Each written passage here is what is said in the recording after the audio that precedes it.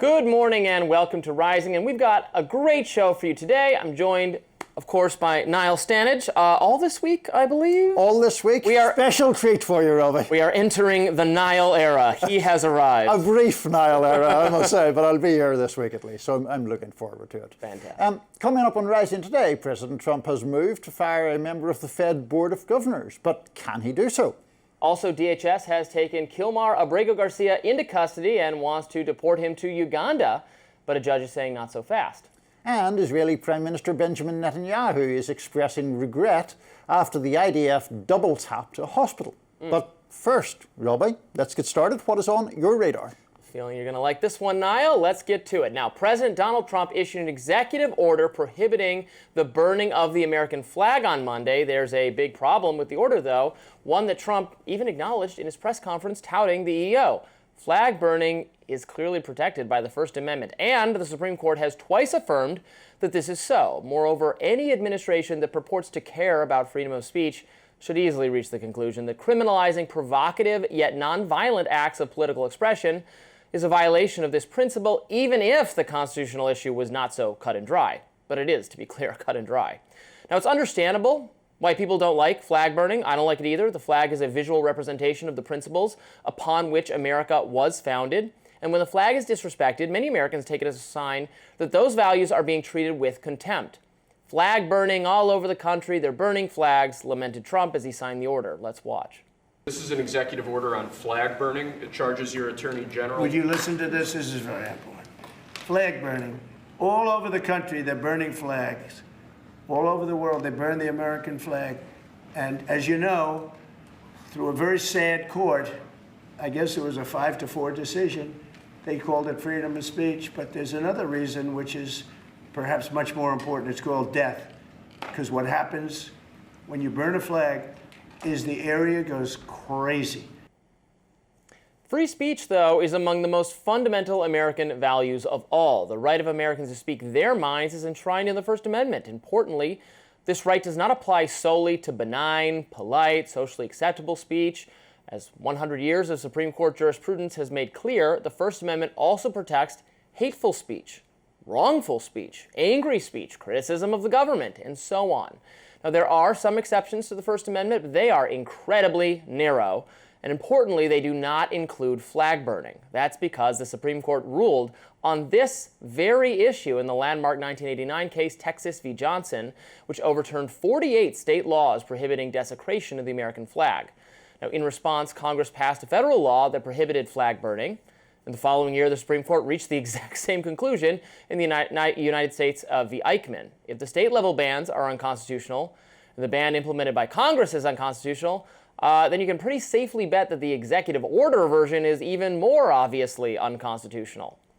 Now, that's not how Trump sees it, of course. While signing the ban, Trump noted that the Supreme Court decision on this issue, they were both 5-4.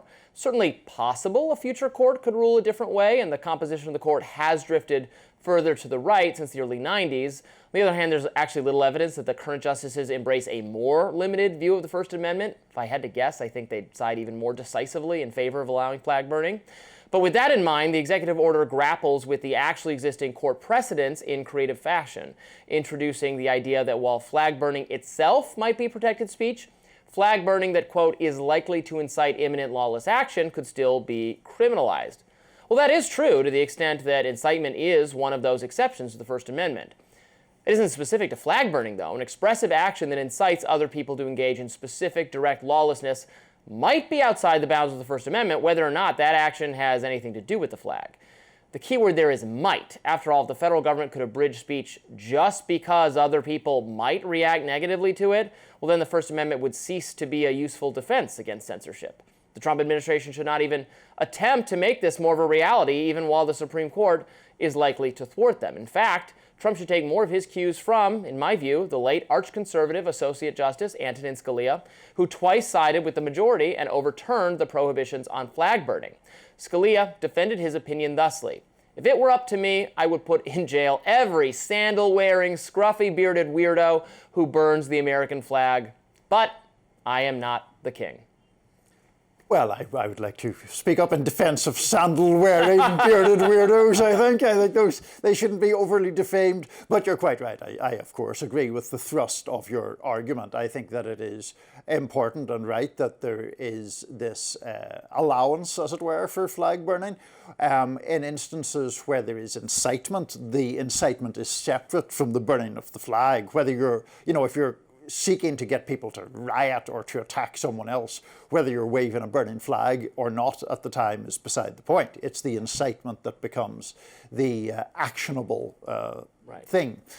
Which is something, by the way, Trump should understand, given January 6th. Right. The reason he was not, and I would argue could not have been criminally charged with incitement is because he didn't say, go attack the Capitol. He said, now you can still blame his action, and the riot was in response to what he said, but because he did not directly call for it, it did not meet the criminal definition of incitement. Obviously, the House and the Senate can do whatever they want in terms of impeachment, but it wasn't criminal because he did not directly incite them, even though they did riot after he said what he said. That gets at that difference. Yeah, it gets at that difference. I mean, it may get at the point that it would have been difficult to criminally prosecute him for incitement. I think the term incitement, as it is commonly used, his statements there easily met that definition, talking about you need to fight like hell or you won't have a country, exactly what the quotation was. But look, I think it is important to cite people like Scalia who were making this argument on First Amendment grounds that you can't simply ban speech that you dislike.